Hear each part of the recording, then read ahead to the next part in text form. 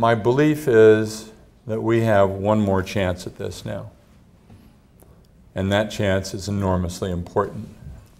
The context in which we are together today, and which we think about this one more chance, is this just heart-wrenching tragedy in the Gulf.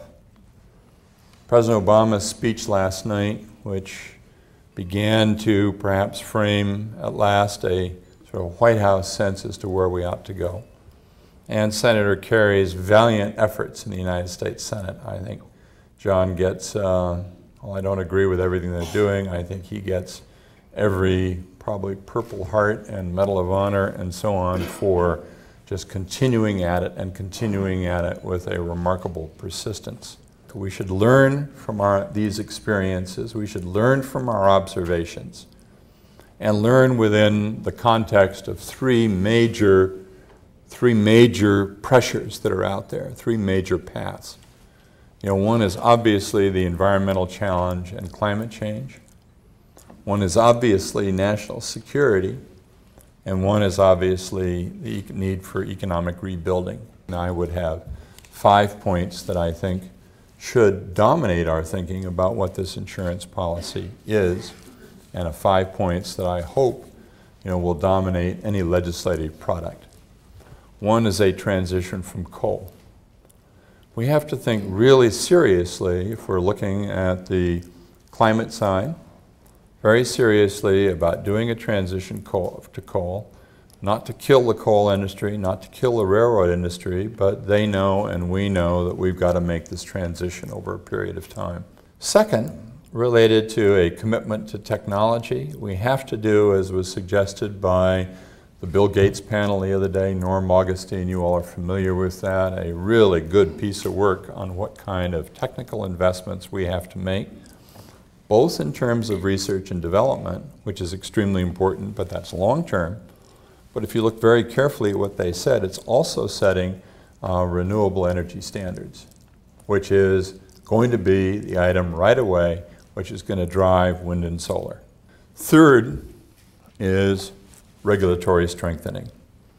We ought to learn from the Gulf that this is the most important part of immediate public policy.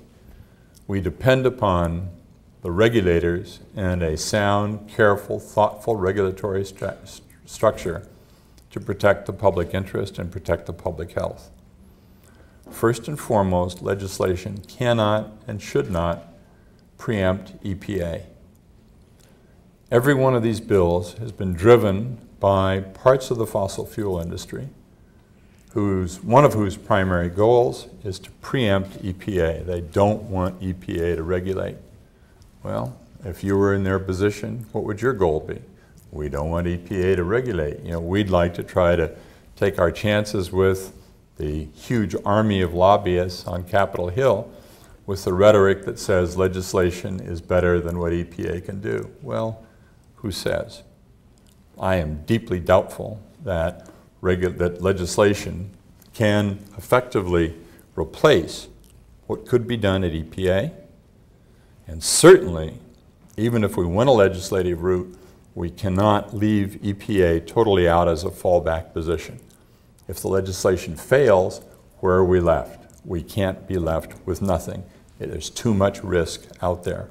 A fourth point that has to be part of this strategy is a very careful examination of the use of natural gas.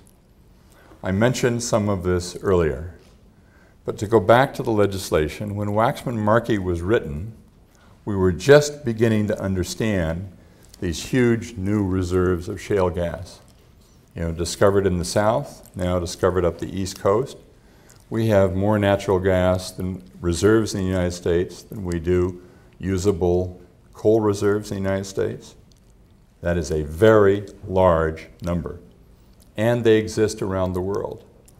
And finally, of course, we think about the issue that you all have been talking about as well, which is efficiency. Efficiency is the first fuel.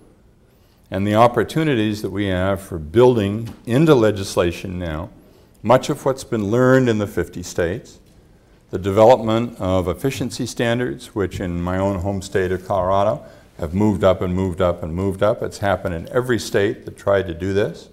When efficiency was legislated, it was met immediately.